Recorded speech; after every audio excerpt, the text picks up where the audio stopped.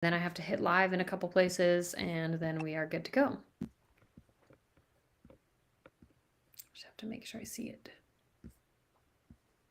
All right, wonderful. Okay, you guys, I apologize. I had some technology issues on trying to figure things out, and it's always a little bit tricky bringing in somebody across the country. So, with me today, I have Dr. Maureen Sanger, and am I saying that correctly? Okay. So Dr. Maureen Sanger, and she's from Nashville, Tennessee. You guys might have seen her in the I Believe series that we had in Nashville last year in October for the I Believe seminar. She was there during the metastatic discussions. And the stuff that we talked about in those discussions, it was obviously important enough to, to our community, to me, like to want to bring her back. And so I just asked if she would come back and talk to us a little more about just from her perspective as a psychologist in navigating a cancer diagnosis. So I'm so glad you're here. Before I introduce you fully, I want to just run through a couple of quick announcements. We do have posted on Instagram, Twitter, Facebook, LinkedIn. You should be able to go to any of those channels and you can find the links to all of the current walks. So we have the Looking for a Cure, which is our 5K walk for ocular melanoma. And this is going to be taking place all across the country. And I think we have about 14 locations starting in May and going till the end of the year. So if you're not in an area where there's a walk, hopefully there's only one, maybe a state away. And if you want to plan to travel, then we hope you'll join us. But most important thing is to sign up, make your team, get your friends and family in your community on board, and then start fundraising for ocular melanoma in your community. So we are so glad and so grateful to have Gavin and Hannah helping us to orchestrate all of these walks, and we hope you guys will sign up. If you have any questions, just email us. You can find us at contact@acureinsight.org. Okay, so that's all I've got for announcements right now. So, just by way of introduction, Dr. Sanger has a PhD in psychology and she works for Tennessee Oncology, providing counseling to cancer patients and survivors. She received her doctorate in clinical psychology from Vanderbilt University and she trained at MD Anderson Cancer Center. Prior to joining Tennessee Oncology, she was an assistant professor of pediatrics at Vanderbilt, where she was able to work with the cancer and sickle cell disease programs. So, Dr. Sanger, thank you again for being here and for your patience. Mutual. Thank you. All right. So, we wanted to talk today about just the idea of protecting our mental health as patients. And I think really it's important to note that, really anything that we talk about, applicable to patients can mostly be translated. Like the tools that we can use as a patient can also be translated to caregivers, to children of patients. And so it's important, I think, for us to recognize that, like, we're going to talk a little more specifically to patients, but if you're not a patient, this doesn't stop applying to you or stop being helpful. Yes. Do you think that would be fair to say? Yes, absolutely. Great point. Okay, so tell us a little bit about your background. What drew you to the world of psychology and specifically supporting people in the cancer community? Yeah, sure. Well, I think I've always been drawn to the helping professions, and but it was really when I was in graduate school in psychology that I developed a real interest in health psychology. So how the ways that psychology could translate to helping people with acute and chronic illnesses, helping them with medical procedures.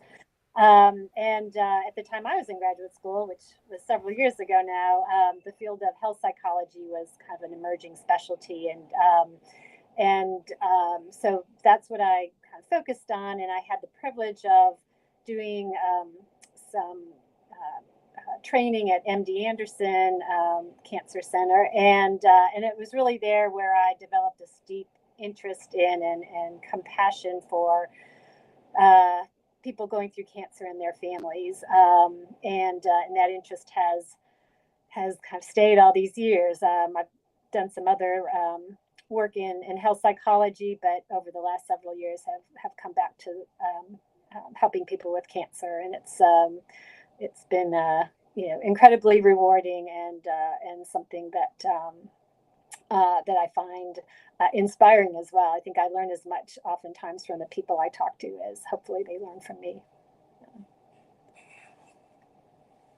Oh. Let's see. Danae, somehow I just lost your sound. Oh. That would be my fault. That Okay, would be okay. because I muted myself just in case I made any other noises. So thank goodness, no technology issues, just me pushing a button. Perfect. uh, but thank you for just explaining that. And I feel like it's important to just note that, like, people in these kinds of professions, whether they're oncologists, whether they're therapists, like, they're drawn to them for a reason, and usually that passion is something that then, I feel like drives excellent care for patients, and it makes it so that the patients, I'm sure, that come to you feel very comfortable in just engaging in a conversation about their mental health, and in supporting, in knowing that they have your support. Yeah. um, Yeah, and I so think, yeah, and hopefully they benefit from kind of my knowledge and the skills and strategies I share with them. But I also find that many people really benefit from hearing what I'm able to share with them about how other people in their circumstance cope, and just knowing that their reactions or how they're doing is similar to others, that the struggles they have are similar to other people going through it. I think is really valuable. no, I think that's such a good point. So just to kind of give people a background, because you work at Tennessee Oncology, you work closely with Meredith McKean. Um, And so Meredith McKean is, for those of you who in our community don't know her, she is one of the medical oncologists who focuses on helping patients who have uveal melanoma or metastatic ocular melanoma. So I think it's safe to say you have a few patients that you work with who have the same cancer that we do. So if you were to share, generalized stories about some of those patients, like, it's because you're speaking from experience. So Yeah. I just want to make sure that we, like, articulate that. Um, so let's just kind of talk about general reasons for protecting your mental health. Like, when you're facing a cancer diagnosis, why does it become more important, like, from your perspective and in your opinion, like, to protect your mental health and to focus on your mental health? Yeah. Well, because and those that are listening, I'm sure cancer affects more than person's physical health and well-being. Right. It often takes the toll on a person's emotions and their mental health, and the stress that comes from a cancer diagnosis or a cancer recurrence or metastasized cancer can be overwhelming, and so anxiety, depression are not unusual among people who are going through this really stressful or traumatic event, and when we're dealing with anxiety or depression or just emotional overwhelm, it can affect our physical well-being in the sense that, right, maybe we don't eat as well as we should, or we don't move our bodies, we don't it can disrupt our sleep. It makes it hard to get to medical appointments, to stick to medical regimens and take medications, and so our mental health can affect our kind of health behaviors, but it also can affect our body image, our sense of just our sense of physical well-being, and so we often talk about the connection between the body and the mind. Our physical health can affect our mental well-being, and our mental well-being, our knowledge, our emotions, beliefs, attitudes can affect our physical well-being. So mind and body are connected. When we're dealing with a chronic illness, it's going to affect us mentally, emotionally, and so tending to that as well as to the physical part means that we're tending to the kind of our whole person, our whole being, and that's what's going to contribute to overall better coping. Okay, so I mean, I feel like that's good to draw that connection, and I want to kind of latch on to one of the things that you talked about, just because I know this is something that's a little more unique to people who go through our diagnosis. And I think that most of the people you probably initially see, and you can correct me if I'm wrong, but most of the people you probably initially see, they are coming to Dr. McKean um, primarily for a METS diagnosis. So, is that fair to say, or do you feel like you also see some patients who have yet to metastasize? I see both. Okay, so let's just talk first about kind of the initial diagnosis phase, because I think one of the big things that kind of gets, I don't want to say downplayed, because it's not that it's not talked about, but it just kind of doesn't take precedence, and I think that it really does affect our mental health as patients, is the idea that our eye is affected. Mm-hmm. And so because of that signature piece of your appearance. Something changes, whether it's because you lose the eye and you end up with an enucleated eye, whether it's because or you know, or just that it looks a little bit different, or maybe it only looks different to you. Like, because sometimes I think our perceptions are different than other people's perceptions. But the bottom line is something has happened to your eye, you are aware of it, and on some level, you're probably physically seeing that difference every single day, or not seeing in some cases. um, so, what are some things that patients can do as they're facing this initial appearance change, combined with vision loss of some degree, varying from little vision loss to complete vision loss? What would be maybe some tools or some resources that you would suggest that they lean into, for kind of coping with that kind of like with that stress on their mental psyche? Because I feel like it does play a big role. Yeah, absolutely. So not only is there the physical effects, like say the impact on vision, and but it's a one of the more it's a more visible cancer oftentimes, and that creates a whole other set of issues. Right, there's the self consciousness that people often experience, and it's also kind of a very visible and constant reminder that that you have cancer, and that can be really hard. So I think one of the strategies is to not only inform yourself about the disease and what it involves, because at the beginning there's so much to learn. There's so much that seems uncertain. So asking questions, informing yourself about what this involves, and how to navigate this disease, is important. But also, I think being able to talk to other people about it, and so that people understand, what you're going through, that how your vision is affected and how that might affect different of your activities, and why you may look different. I think being able to share that with people um, can help their understanding, and also enable them to perhaps provide the kinds of support that might be useful along the way. No, Uh, that makes sense. yeah, I think another useful tool, and one of the core principles that I often talk to people about is this idea of taking control of what you can. So there's a lot about going through cancer and cancer treatment that's out of one's control. And that's one of the hardest parts emotionally, mentally, in dealing with cancer, is that so much of this is out of your control. You're kind of thrust into this world of uncertainty, which makes it can make it difficult to plan, can make it and can make a lot of things difficult. And so trying to acknowledge that there's a lot of this that you can't control, but that there are things within this experience that you do have some control over, and trying to focus on those things can be, I think, one of the keys to coping. So, for example, learning about your type of cancer, your cancer treatment, how to take care of yourself from a medical perspective, something you have control over.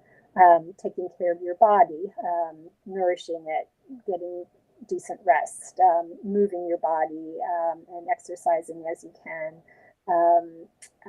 is something you have control over. Staying connected to friends and to activities that are important to you is something that you have some control over.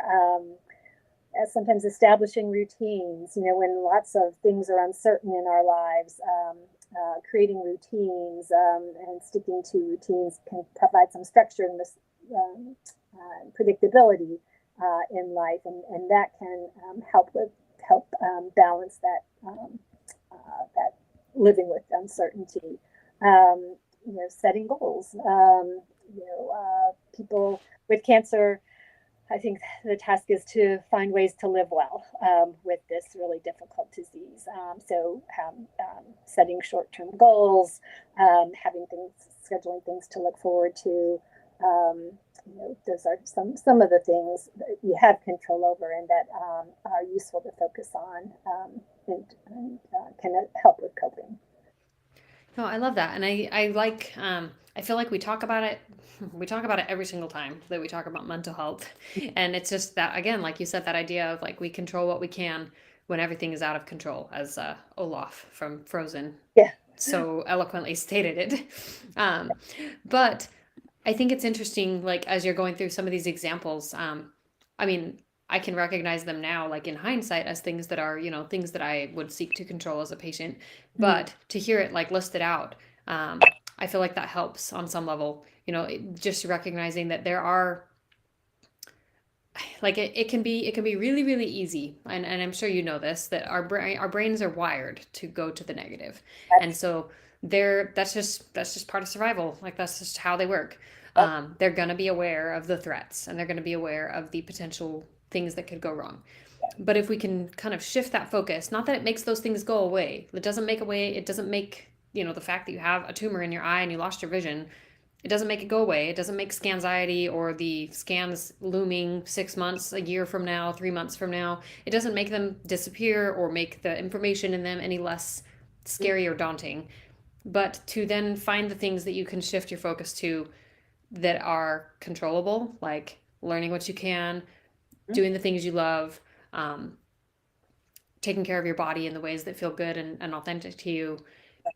And even just like one of the things you mentioned was just planning things to look forward to, like because I feel like that's such a key thing. Like a lot of times, we're faced with this cancer diagnosis. We're told, I mean, I know maybe not all of us are told this now. I hope not many of us are told that there's, something terrible is going to happen in the next year after your immediate diagnosis, but I know that 10 years ago that was the case. Many Mhm. patients were told, "Okay, like get your affairs in order, like Mhm. you don't have much time." And so thankfully we don't have to deal with that in the same ways, but I think that the level of kind of fear, the residual fear from that is still there.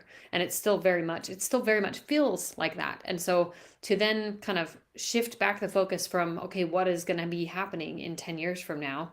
And to just say, okay, what's going to happen a month from now? What am I going to do 10 years or 10 months from now? What am I going to do a year from now that I'm looking forward to, that has me excited about life, that has me excited about living? Because I feel like one of the things, this has something more to do with the grieving cycle, but I think it still applies. Like I had a miscarriage in October of 2018, and then I got pregnant again 3 months later with my third baby, who is now 3. And I remember at one point being so terrified in the first trimester of like the what if of what could happen, because I had already had one loss and I knew that it was possible. Like now it was no longer something detached from me. It was something that had happened to me. It was something that had happened to my family, and I didn't feel like I could handle that loss again. And one of the things that my mom had told me was this idea that like we don't need to grieve it twice. Mm. You don't need to be so afraid of the what if and the possibility that it could go wrong, and then have it actually go wrong and have grieved it 2 times in a row. So instead of living in a way where you're afraid that cancer is going to take your life, and then maybe inevitably it does in 10 years, maybe it does, we don't know, but don't do it twice. Don't let it take your life twice, I guess is what I'm getting at. um, Yeah, and yeah, I think that's a really important perspective. And right, our minds are really great at churning out lots of what ifs, right? And you're right. We're wired to kind of our minds have what we call a negativity bias. We tend to focus on the negative, worry about the negative, right? How often do we find ourselves saying, "Oh, what if this good thing happens, or what if that good thing happens?" That's not what we what if about, right? We what if about the the the the scary things or the negative things. So it's really about kind of making a conscious effort to focus one's attention on away from the what ifs onto other things. And I sometimes I use the expression, you're shifting from the what if to the what is. I like that. What is it that's, what is it that I'm dealing with right now? What is it that I can do today in the service of my health and the service of my emotional well-being? What is it that I know today? As of today, I'm alive and I have things that I can perhaps look forward to and plan. And it takes, and it's not easy to do. It's easy to say, oh, shift from what if to what is.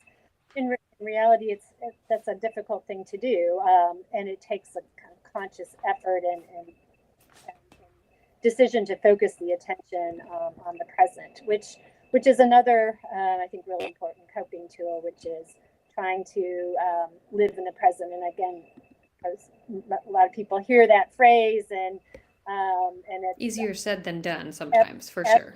absolutely. But when we really immerse ourselves in the present, and when we're more mindful or attentive to what is it that we're working on right now, who is it that we're talking to,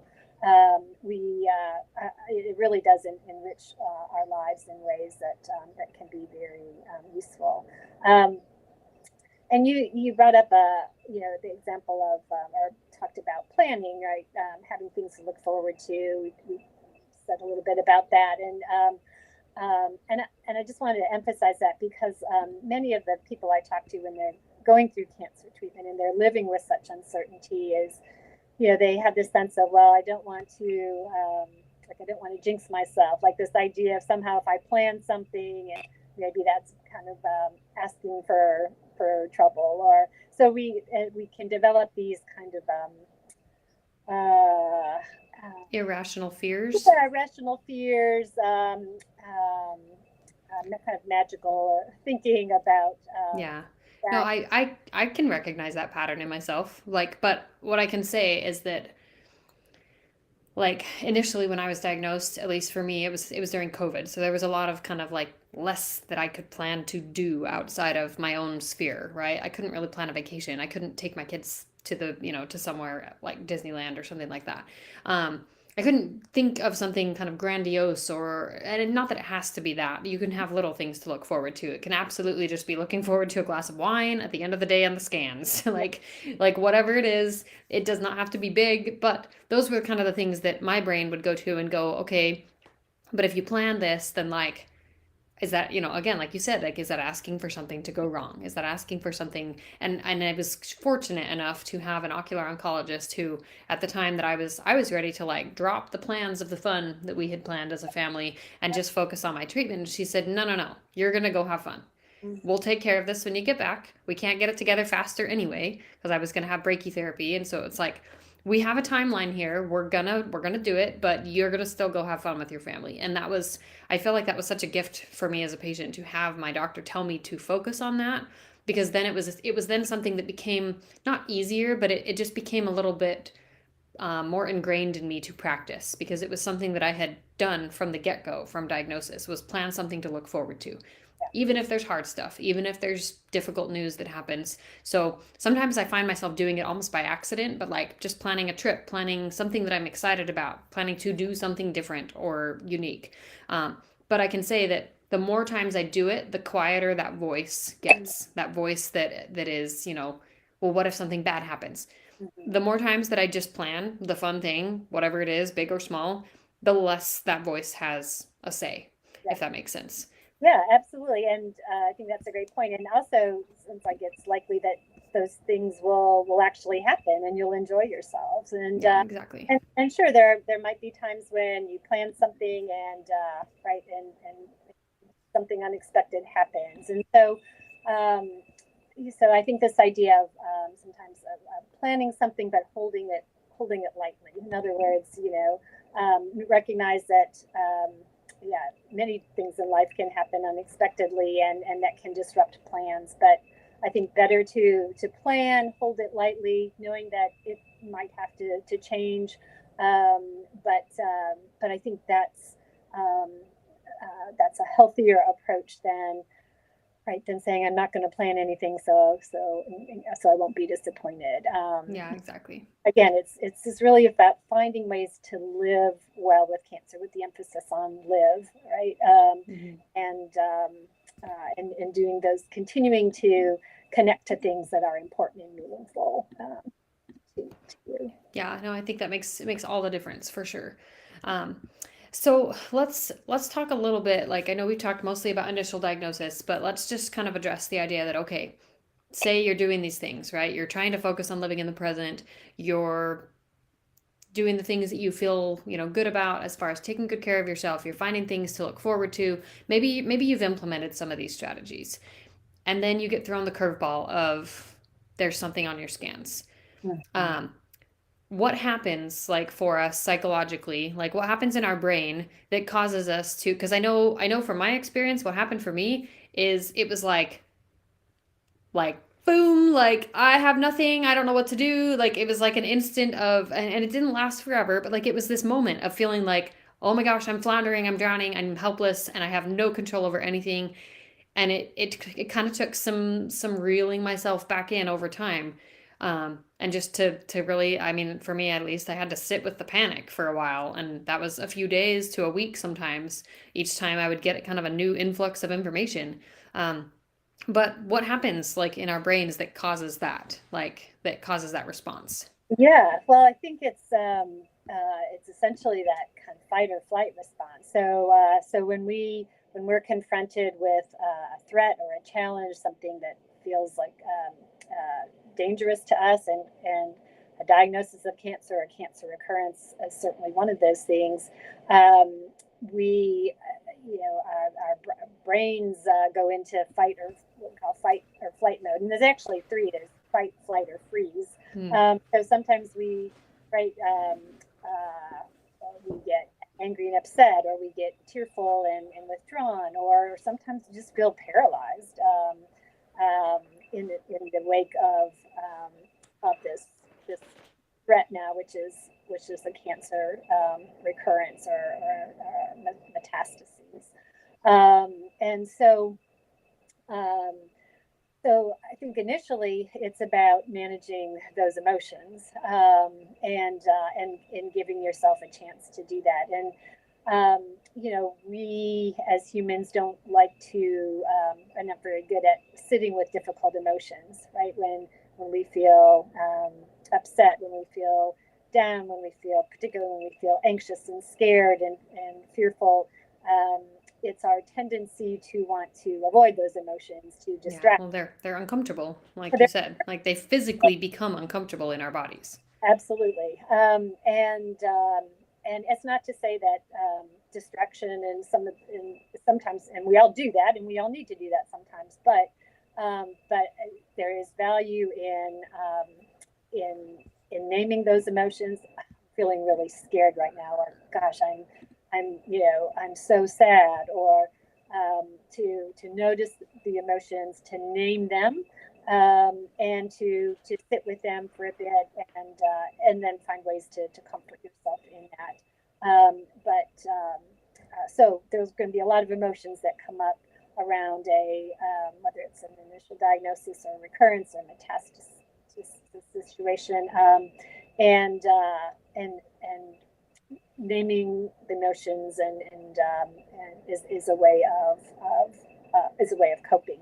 Um, and then I think the next important piece there is sharing that information with people who you're close to or you're comfortable sharing that with, in order to get the support of others, because that's, as humans, that's one of the main reasons that we cope um, is by that social support, by Mhm. and sometimes we need emotional support, sometimes we need logistical support, sometimes we just need someone to sit and just sit quietly next to us. But we need support in these difficult times, and so um, being willing to share what you're going through, and eliciting that support is also key, especially in those in the wake of a recurrence. So I think it's first tending to the emotional distress and upset of it, and then um, working with your medical team to talk about next steps, and then reestablishing some routines and taking care of yourself, and getting back to some semblance of a Normalcy. yeah, Yeah, yeah, like yeah. whatever. I mean, it seems almost flippant to say that, but like it really is like there's that period of time when you're feeling it and it's really big and it's really scary and it's heavy And that's normal. and and that's normal. And then you have some time to sit with that. And there's really like, and I think you've alluded to this, but there is no definitive timeline on what does that look like. And really, we could argue that there might be waves of it, right? There might be waves of that anger and that frustration and that fight or flight, that fight, flight, or freeze kind of response, where you might have a couple of weeks of feeling really crappy and feeling all of the feelings really heavily, and then a month where you're just zeroed in, you're laser focused on what you can control, you're taking good care of yourself, you're working with your doctor, you have a plan, and then you get new information. Or maybe you don't even get new information. Maybe you're just told, okay, you're fine for now. And then you're forced to kind of sit back with what you just went through and accept it, like accept that it happened. And I think that that can sometimes resurface those feelings of that, you know, that anger. And really, I think it comes down to that grief of like grieving the life you had before, while at the same time like trying your darn hardest like to accept the life that you now live and what it looks like and what is involved with medical appointments and the community that you're a part of, and really any of the pieces of cancer that we could grow to resent. Like we have to get to a place where we both hold space for the fact that it's difficult and we're mad about it, but that we also accept it. And it's just this, I don't know how to make it smash together, but somehow it's like Play-Doh of two different colors that gets Yeah. mixed up and we make it work. Yeah, absolutely. And uh, there's yeah, sorry, something you said a minute ago that that triggered a thought, and I'm trying to um, pull it back now. And sorry, I lost that. So That's okay. Maybe we'll come back to Play-Doh or something else.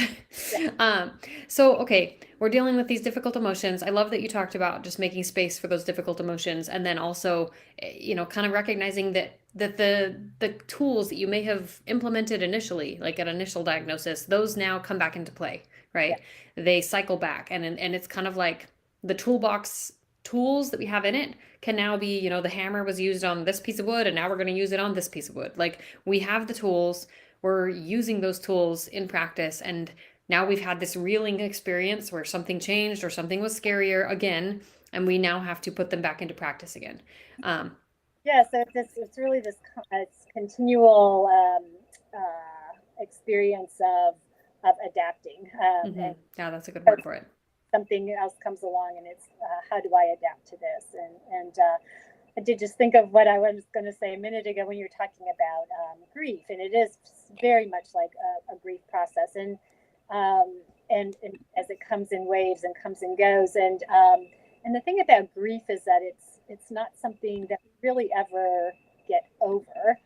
It's something that we tend to, and so you know, sometimes I talk to people and they say, oh, I thought I had, you know, gotten to this place of acceptance, or I had gotten past this, but here it is again. And maybe I didn't, you know, I did something wrong, or I'm not trying hard enough, or and somehow it feels like a failure, when in fact, it's part of the process. Those Yeah. ways grief comes and goes, and whether it's loss of the loved one, loss of our health, um, and, um, and so it's not about eliminating the waves, because we can't. It's about managing the waves and riding them out, if you will, as you go through this journey of ups and downs. Oh, I love what you said there. It's not about, you know, making the waves go away. It's about riding them as they come. And I feel like I've talked about that before, like maybe, or written about it in my own personal kind of journal or social media posts and things. It's just that like it really does come in waves, that like sometimes I'm fine. Like even dealing with a metastatic diagnosis, I never thought I would be able to like say that when I was first diagnosed, because initially like I was a wreck. Um, but but it really does come in waves, and sometimes it hits harder than others, and for different reasons, and for reasons that kind of come out of left field, like that I mean, this is right, this is left. But like, you know, they come out of left field, and sometimes they're things that are triggering to us, I think, as patients, that we didn't really anticipate could be triggering. Things like holidays, things like, you know, different milestones with kids or grandkids, um, things that suddenly stick out differently in our brains.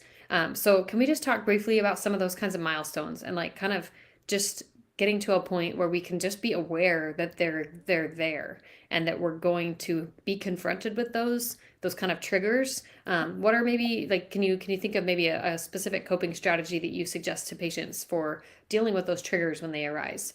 Because they're not bad things, but they do cause that feeling of like all of the grief and all of the uncertainty, all of those things kind of well back up. Absolutely. Yeah. So I think the first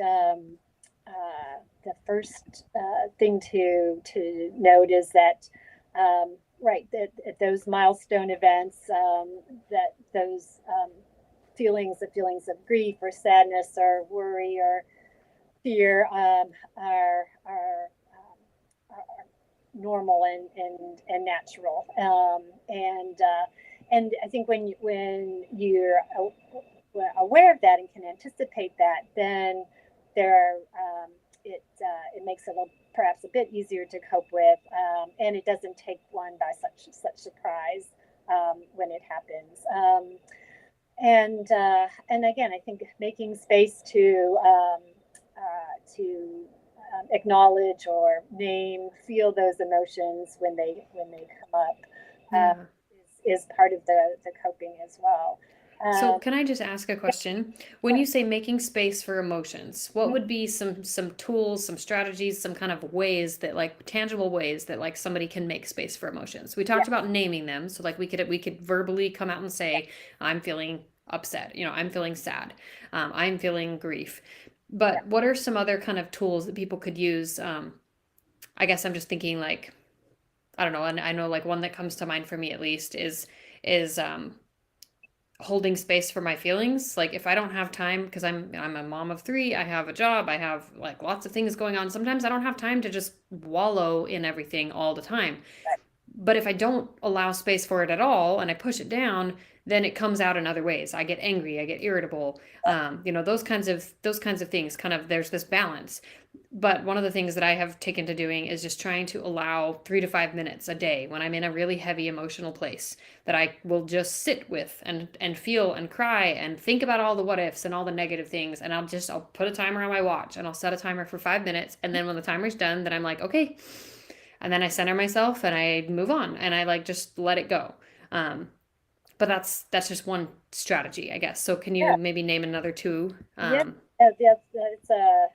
that's a really great strategy, and you're right. The waves aren't going of motion or aren't going to come always at convenient times when you have the time and the space just to stop and sit with it, and that's okay. But when you do have time, and sometimes it's about making time, whether it's 3 to 5 minutes like you do, Danae, or whether it's um, setting aside other times in your day or on a weekend or maybe in the evening when things are quieter to kind of reflect on emotions. And the process you were just talking about is very similar to an approach that I talk to folks about. And there's an acronym that's used in this kind of context. It's RAIN, RAIN. And so R is for recognizing, first of all, your emotions. So and A is kind of accepting and allowing those emotions to be there. I is for inspecting and investigating. So kind of this sense of this idea of, all right, I'm feeling really sad. What's this about? What's bringing this on? Is there something else underlying this? So because when we understand where our emotions are coming from, it's making us sad or angry or worried, then it can we can have more flexibility or more ability to figure out what it is that we need in order to address Well, that. and I think I've heard it said too, and I think I've heard this acronym before. So before we get to N, while we're talking about inspecting and investigating, like sometimes just the sheer act of asking your brain the question, why am I feeling this way? Like it's enough to kind of help get your brain back on board so that it's no longer stuck in this kind of animalistic fight or flight space, and it's now in the logical processing place, which is a lot more, it's a lot easier to navigate our emotions, I think, from that place, um, than it is from the, I guess what sometimes is alluded to as like the monkey brain, so to speak, when like everything just feels everywhere. Um, but that asking the questions, I feel like that makes a huge difference in our ability to process. It's also the way that we understand what's going on with us. So I think oftentimes, especially with difficult emotions like anger, sadness, fear, worry, we see them as bad or negative emotions. When really all emotions are just our body's way of telling us that something important is going on. And so when we see our emotions as messages, as things to figure out what is the message that my body is telling me right now, what is this emotion about, then we learn more about ourselves and what it is that we need. So I try and kind of help try and get help people make a shift away from there's good emotions and bad emotions to, oh, these are emotions, these are messages, what is this message here right now Mm. trying to tell me. Um,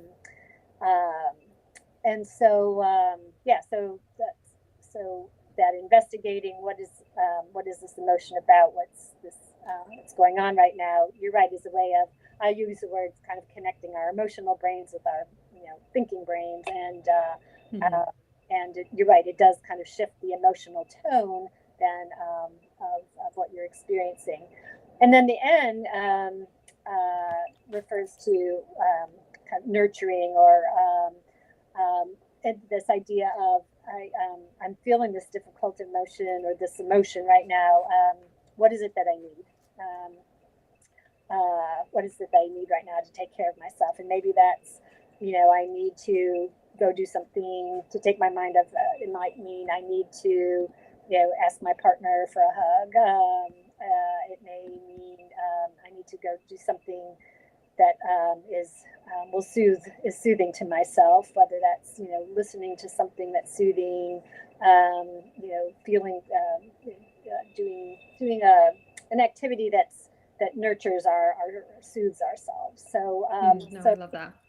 So so I think that's a useful, again, acronyms are helpful in that it reminds us of some tools and strategies that we can use to help ourselves through those emotional waves and difficult times. No, I think that's so important. And just kind of like as a addition to that is that some people may be more comfortable talking about this. They may be the kind of person who needs to talk through it and they need to vocalize as they're going through this rain process, right? They may need to physically be speaking to someone. So sometimes I think that's where a therapist comes in handy. That's where having those trusted friends and family in your circle, those, fellow patients maybe who you can lean on for support. But also like there's going to be some people who they don't process as well verbally and maybe they need to write, maybe they need to draw, maybe, I mean, there's so many different ways that I think that we can let out emotion.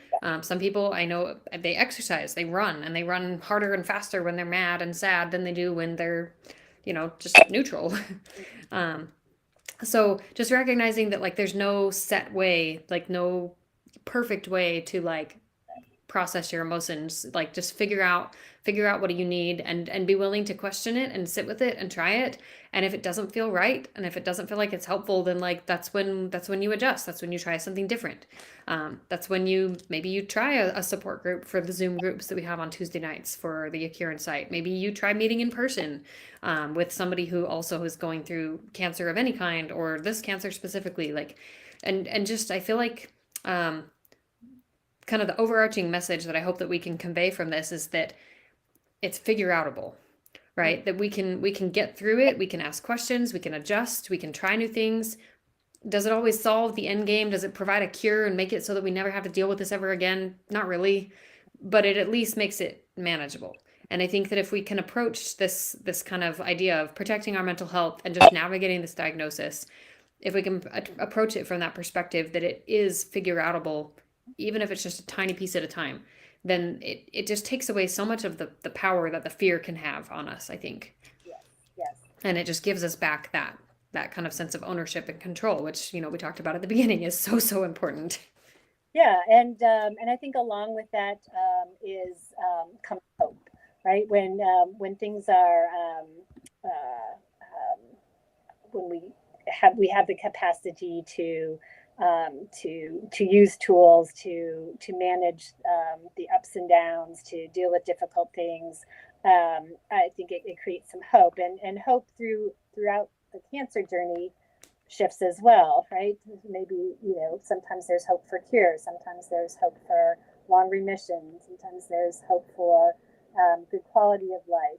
But I think there's always hope, and there's always ways of managing difficult things, and finding, and you're right, finding what works for you is the key. And I think a lot of people who go through cancer find that other people have lots of advice to give to them. You should do this. You shouldn't do this. Try this. But ultimately, you're the best. You as an individual are the best person to know what's helpful for you, what works for you, and to and so kind of trust in your own wisdom that you'll find a path through this. No, I think that's so important. And I apologize. I'm scrolling my phone trying to find something that I shared it in stories for our patients at some point, and I can no longer find it. So I'm a little bummed I can't find it. But there was a patient that I saw, and I just kind of want to address this little tidbit here. Um, and it's just this idea that sometimes when we're trying to, be positive, and we're trying to think positively and be hopeful, right, about what can happen, sometimes, like, because our brains are so hardwired to this place of negativity, sometimes it can almost feel like not impossible, but just like it almost feels disingenuous, or it feels somehow like dissonant to say something like, say, before a scan, you want to say the affirmation, or you want to say to yourself, okay, like, everything's going to be okay. And it's like, you want to believe that, but there's a huge part of the rest of you that fights against that, right? This dissonance that can happen. And what this one gal in our community, she had shared, was she was going into scans, and she had been trying to tell herself, like, okay, what if everything's okay? And and instead of that being what ended up kind of being uh reasonable to her brain and acceptable to her brain, she ended up kind of tweaking it just a little bit, so that it was, instead of everything's going to be okay, it might be okay. Like, that was, for her brain, that was more believable. That was more hopeful feeling than kind of that sense of doomsday what if that came when she would try to think about what if everything is okay. And so, like, I think just recognizing that our brains, those little nuances in the language that we use to describe our experience, can really make a big difference in how we process and how we show up to things like scans and doctor's appointments, things that can be anxiety ridden experiences. That if we can just kind of tweak the language around them and just play around with it, play with different words, because our brains are really good at answering questions, and they're really good at listening to whatever words we feed it. Mm-hmm. And so I feel like if we can just kind of tweak those, then that can help for sure. Yes, I agree, and yeah, because our brains aren't always going to buy into those positives. Everything's going to be all right. I'm going to be just fine. Nothing bad's going to happen.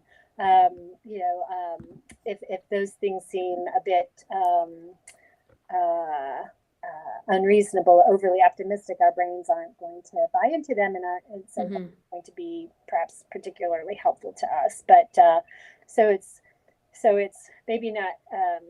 So it's finding kind of a more balanced way of thinking of things, like this might be okay, or this is going to be hard, but I have ways of managing this. Yeah, or like, this is hard right now, but I've done hard things before. Yes. And I think those kinds of, like, kind of those little reminders can kind of take again, back to that fight, flight, or freeze response. It just helps take us out of that fight, flight, or freeze response, and into a place where, we're not necessarily perfectly calm, but, like, we're at least in a place that we can put one foot in front of the other and figure out, okay, what's my next step? Yeah, and that's success a lot of times. Right? Yes. So, Well, do we have just maybe 5 or 10 minutes that we can talk briefly about boundaries? okay. Okay, because I feel like this is something that can be challenging as a patient. Sometimes And I think sometimes the hardest part about it is not knowing what your boundaries are yet because you're in the middle of figuring them out yourself. But just like in talking to loved ones, like we mentioned, talking to friends, talking to family, and just sharing about your experience. Well, what happens when it's kind of flipped the other way, right? What if the person is coming to you and asking you all of these things and talking to you about here's my ideas and here's what you should do and here's my 2 cents and have you tried this? Um, how do you help patients kind of come to a place where they can recognize, okay, I've hit my limit. I Mhm. need a break from talking about cancer. And what are maybe some simple phrases that you might, encourage someone to use if they need a break from talking about it or they just, want to do their own thing and not be given medical advice from friends. Yes, yeah. Yeah, this comes up so often with people I talk to, and yeah, and I think one of the boundaries is you're not obligated to share any information you don't want to share. Talk about your cancer when you don't want to, and this is and that's not being kind of rude or selfish. That's just recognizing kind of what you need and being and taking responsibility for that. So I think one strategy that can help is to have some um, phrases that you've prepared ahead of time for situations, so that when you encounter them, you're kind of ready with a response. So for example, you're maybe at the grocery store and someone comes up to you and, oh, how are you, and starts asking questions about cancer, and you have a ready response, something like, oh, thanks for asking, I'm doing okay, but right now I'm here to get my shopping done and figure out dinner for tonight. So kind of acknowledging their interest, but turning the conversation in a way that signals, um, this is not what I'm here for. This is not what I'm focusing on right now. Or someone starts giving medical advice, again, having a phrase that you've already prepared, something perhaps like, I appreciate your interest. I've got a great medical team and they're giving me great advice. So something, again, a phrase that you feel comfortable saying, that sends the message that thank you, but I've got it, and kind of shuts down that conversation if it's conversation that you're not wanting to have. Yeah, no, I think those are some really good, just simple, easy like phrases to use. And we did have one come in through the comments from our live listeners, and one of them was she said, "My favorite phrase is I don't have cancer right now," Oh, which is totally applicable for many in our community because the cancer's treated in your eye and hopefully it never metastasizes. So you could go 5, 10, 15 years before you have any cancer show up again. And that's complicated to try to explain to someone. So sometimes it's just easier to be like, I don't have cancer right now. Like, this is true in the moment. I don't have cancer right now. Like, yeah. so, and that also, again, draws that line gently, like, and in an effective way to tell, um, just to tell them like, hey, I'm not having this conversation right now because it's not actually relevant to me.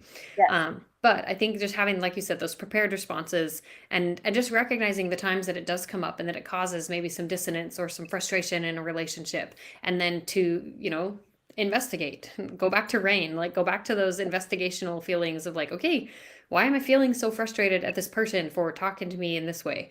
And then, I think that that's part of what setting boundaries is. It's not knowing ahead of time what you're going to do. It's knowing that if it does happen and you're uncomfortable with it, that you can prevent it happening again in the future.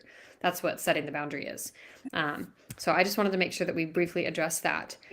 We are running a lot, like just more than I was planning for. So I apologize for taking so much of your time, but I appreciate all of the conversation that we've had. Yes, thank Um, you so much. I appreciate you having me on and being willing to put this kind of information out there, because I think it's really important. Yeah, it's so important, so vital. Do you have maybe like a book or two, a podcast, just like really just focused on mental health, trauma, like any of those kinds of things that you would suggest that somebody might go and check out and look up as an option? Because I know not everyone has the opportunity to meet with a therapist or a psychologist. So books are some of the ways that I think we can get help for ourselves. Yeah, absolutely. Along those lines, a shout out to Ann Osborne, who has, many of you may know, has published a book on ocular melanoma. Oh, there you go. Here it is. I had the pleasure of meeting Ann in Nashville at the conference, and I have a copy of her book, and so I think that's a useful resource to address both the kind of medical and some of the mental health aspects of dealing with OM. A couple other books that I often recommend to folks as ways more in terms of coping in general with trauma or difficult life events. One's called When Life Hits Hard, and that's by an author named Russ Harris. He's actually a psychiatrist, but he focuses on some strategies to use when really difficult things happen in life. It's he These skills and strategies he talks about are based on an approach to therapy called acceptance and commitment therapy. But he writes in a really conversational way, makes information, I think, really digestible and approachable, and has some useful tools. The other book I like is When Things Fall Apart, by Pema Chodron. She comes from a more Buddhist background, but has a lot of, I think, really helpful things to say about dealing with stress and crisis and trauma and loss. So those two books aren't specific to cancer, but I think from a mental health perspective, have a lot to offer in terms of kind of normalizing what we experience, the emotions that we experience when we go through crises, and ways of responding that can be helpful. Oh, I think those are some really good ones. I know I've heard of the Pima Chodron's book, When Things Fall Apart. I'm not sure if you know who Brene Brown is, but Brene Yeah. Brown references Pima Chodron like a ton in her podcast and her books. Another book that came up to mind when you mentioned the When Life Gets Hard is it's called On Fire by John O'Leary. And he talks about his experience as a burn victim and like living with literal head to toe burns on his whole body that he survived miraculously. But I mean, it's the kind of survival that sometimes I'm sure you wish that you had not, because it's so painful physically and mentally and emotionally in so many ways. So just wanted to make sure that we offered a couple of resources for people out there. Well, I feel like this has been such a good conversation, and I hope that everybody who's listening in the recording is able to find some value from this. If someone is in obviously a different area than where you are, do you feel like there's pretty much across the board that most oncologists are going to have at least a connection to someone like you that they could at least try to link their patients up with, or is it kind of unique to each location? I think each oncology program is a bit different, but I think probably all oncology clinics, of course, are aware of the mental health impact of cancer, and that could be a good place to start in terms of, tell me what mental health resources are in my community to help me cope. The other thing, as hard as COVID was, I think one of the things that has come out of it is greater accessibility to mental health services through telehealth. So it may be that there's not a therapist in your community that's easily accessible, but there are now programs that offer telehealth counseling, and so that can be an option as well. No, I think that's such a good point. Like, just to look for those possibilities and recognize that they are there kind of in thanks to some of the difficult things that we've dealt with as a society in the last few years. Well, I appreciate you and just our live audience. Thank you guys for being here. Thank you for listening and for your comments and interaction. Thank you guys again for joining us. And Dr. Sanger, I'm going to go ahead and let you get back to the rest of your day. All right. Thank you. Appreciate Okay. being here. Thank you so much. Have a good